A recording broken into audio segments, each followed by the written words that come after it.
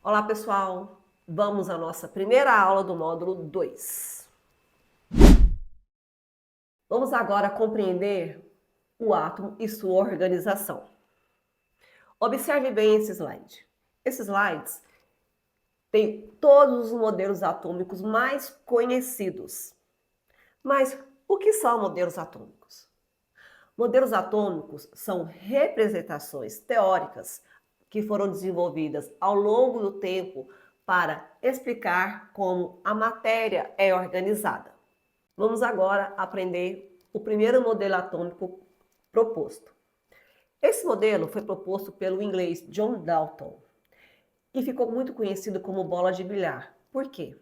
Porque no modelo dele, ele acreditava que o átomo era indestrutível, indivisível e não possuía cargas. Aqui, ó. Todas as substâncias são formadas de pequenas partículas chamadas átomos. Os átomos de diferentes elementos têm diferentes propriedades, mas todos os átomos do mesmo elemento são exatamente iguais. O que ele queria dizer com isso? Que os átomos de mesmo elemento são idênticos. E a combinação de mesmos átomos formava os elementos.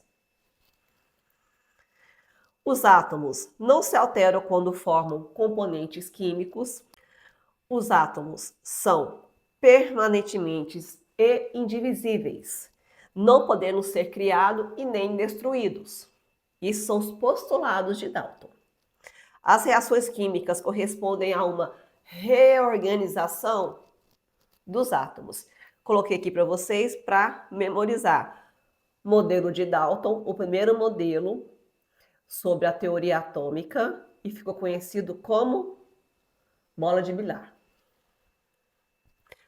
Agora, iremos estudar o modelo de Thomson. O modelo de Thomson é um modelo criado pelo físico inglês Joseph John Thomson, que foi o primeiro a descobrir, a propor cargas elétricas de um átomo. Através de diversas evidências experimentais, Thomson derrubou a teoria de Dalton, porque a teoria de Dalton considerava que o átomo não possuía cargas. Já o Thomson evoluiu um pouco mais em seus estudos. Através dos raios catódicos, ele percebeu que o átomo possuía sim cargas, no qual essas cargas estavam no núcleo, existiam cargas positivas e em volta existiam cargas negativas. Ele considerava que o núcleo do átomo era maciço e em volta tinha encrustado nesse núcleo as cargas negativas. Por isso que ficou conhecido como pudim de passas, devido a essa aparência. Vamos agora estudar o modelo atômico de Rutherford. Este modelo foi proposto por Ernest Rutherford em 1911. E o modelo dele ficou conhecido como sistema solar, sistema planetário. Mas como ele chegou a esta configuração atômica? Observe bem o estudo dele. Como que ele fez?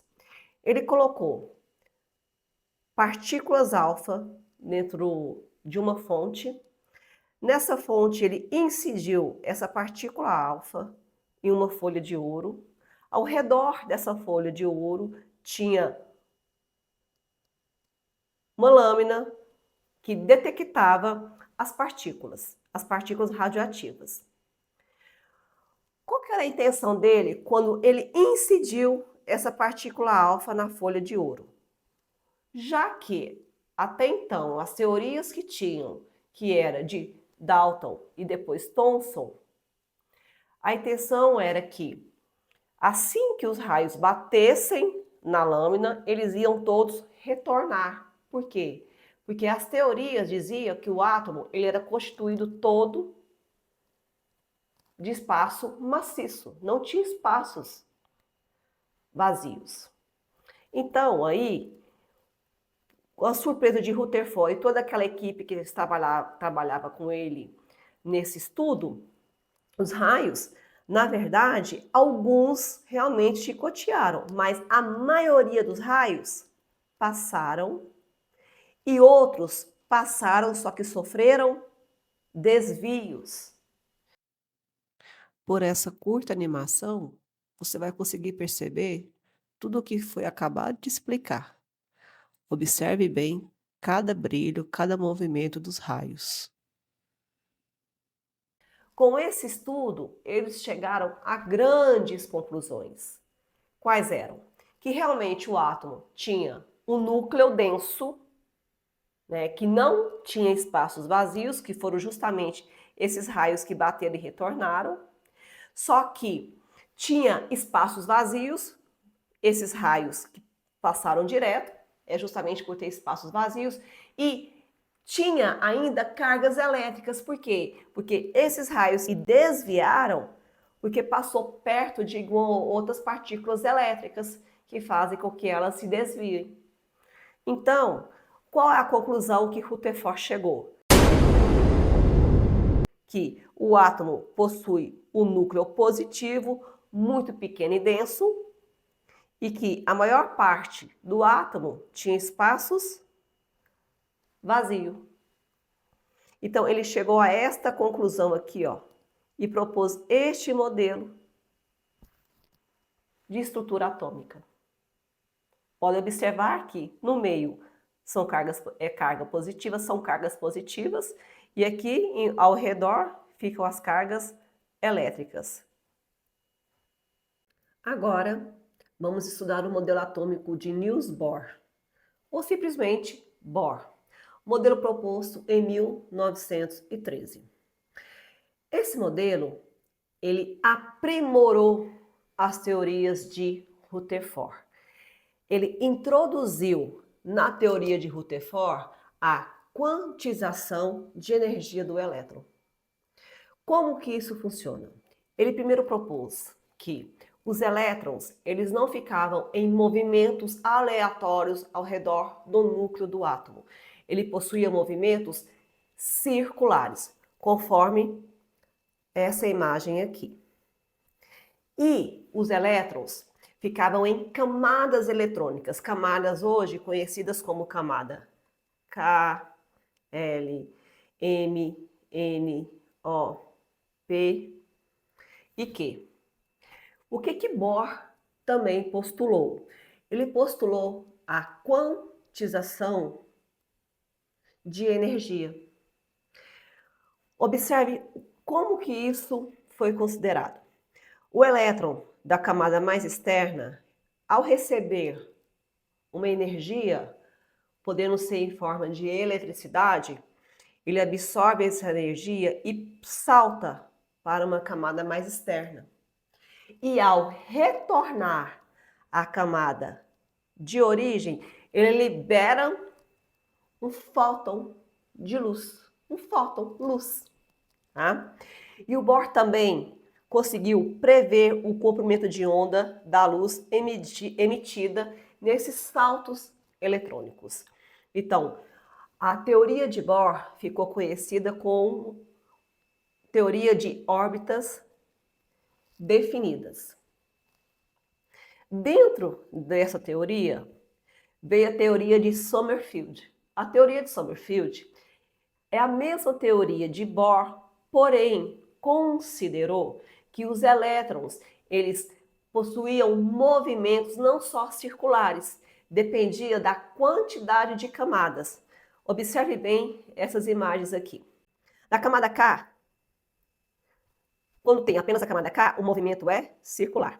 Já na camada L, tem-se duas camadas. A primeira camada é circular, a segunda já possui uma forma elíptica. E assim em diante. Observe a camada M, duas formas elípticas. E depois a camada N, a camada circular, e três formas elípticas. Então, a teoria de Sommerfeld, ela foi construída com base na teoria de Bohr. Vamos agora ao estudo da teoria atômica de Schrödinger. Essa é a teoria mais aceita pela química moderna hoje. Por quê? Porque ela é baseada Na mecânica quântica, onde os elétrons não seguem trajetórias definidas, como órbitas, mas sim se encontram em orbitais de regiões de alta probabilidade de localização.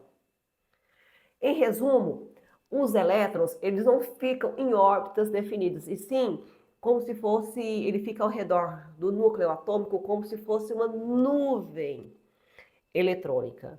Aí existem os números quânticos para dar a localização provável para o elétron.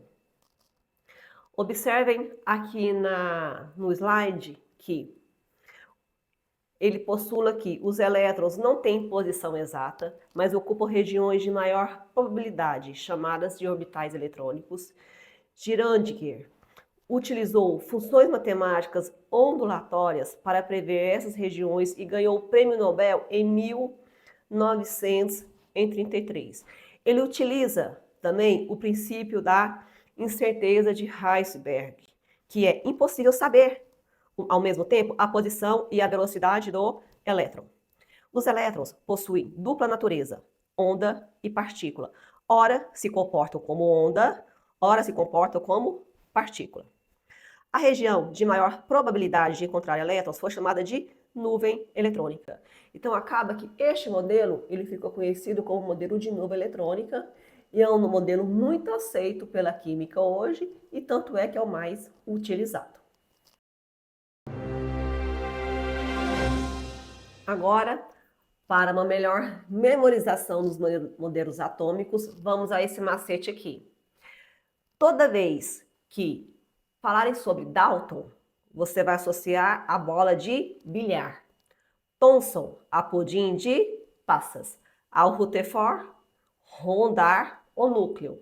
Bohr, órbitas circulares fixas. Já Schrödinger, se trata de nuvem eletrônica. Bom, façam agora a lista de exercício através desse link e lembre-se, a repetição leva à perfeição.